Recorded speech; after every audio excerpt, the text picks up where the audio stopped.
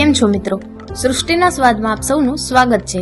આજે અમે તમારી સાથે જે રેસીપી શેર કરી રહ્યા છીએ તેને ભારતના જુદા જુદા રાજ્યોમાં જુદા જુદા નામથી ઓળખવામાં આવે છે.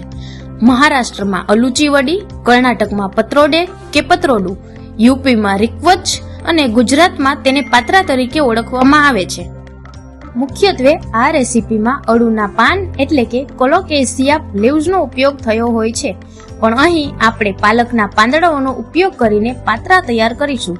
તો ચાલો ફટાફટ આ સ્વાદિષ્ટ અને પૌષ્ટિક ભારતીય નાસ્તાની રેસીપી વિશે જાણી લઈએ. સૌપ્રથમ પાલકના પાંદડાની દાંડીઓ અલગ કરો અને ત્યારબાદ તેને બારીક સમારી લો. હવે આ બારીક સમારેલી પાલકને એક બાઉલમાં ઉમેરો. ત્યારબાદ તેમાં ચણાનો લોટ ઉમેરો. હવે તેમાં અડધી ચમચી ગરમ મસાલો, 2 ચમચી જીરું, 1 ચમચી હળદર, 1 ચમચી મીઠું, 1 ચમચી ખાંડ અને સ્વાદ મુજબ અજમો ઉમેરો.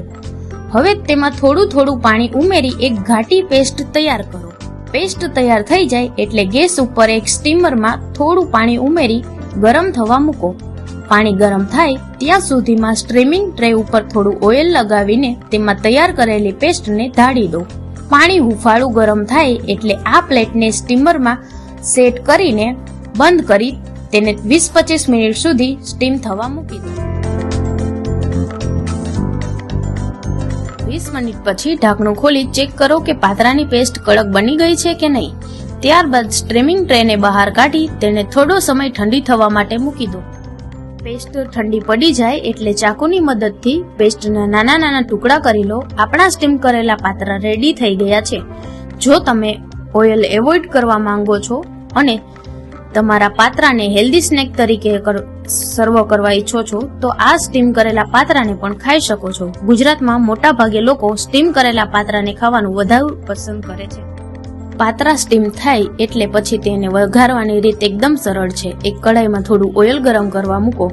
ત્યારબાદ તેમાં જીરું, મરચા, કડી પત્તા તથા લીંબુ અને ખાંડનો રસ ઉમેરો અને તેને ઓઇલમાં ફ્રાય કરો. ત્યારબાદ તેમાં 1 ચમચી જીરું અને 1 ચમચી લાલ મરચું પાવડર ઉમેરી તેને પણ ઓઇલમાં ફ્રાય કરો. છેલ્લે કઢાઈમાં સ્ટીમ કરેલા પાત્રાને ઉમેરી તેમાં મસાલો મિક્સ કરો.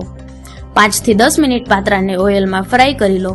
પાત્રાનો રંગ હળવો બ્રાઉન થઈ જાય એટલે ગેસ બંધ કરીને તેને સર્વિંગ પ્લેટમાં કાઢી લો. તો તૈયાર છે સ્વાદિષ્ટ અને પૌષ્ટિક પાલકના પાત્રા. આ પાત્રાને તમે ચા, ચટણી કે દહીં સાથે ખાઈ શકો છો. મિત્રો, તો પાલકના પાત્રા તો તૈયાર છે. આના ફાયદા આપણે જાણીશું. હવે અત્યારે આપણે વાત કરીએ છીએ મિડ ઇવનિંગ સ્નેક્સની અથવા ગુજરાતીઓના ઘરમાં જે મીલમાં 1 પોટ મીલ બનતું હોય એનું. 1 પોટ મીલમાં હંમેશા ગૃહિણીનો એવો આગ્રહ રહેતો હોય કે એના ફેમિલીને બધા ન્યુટ્રિશન એક જ પોટ મીલમાં આપી દે.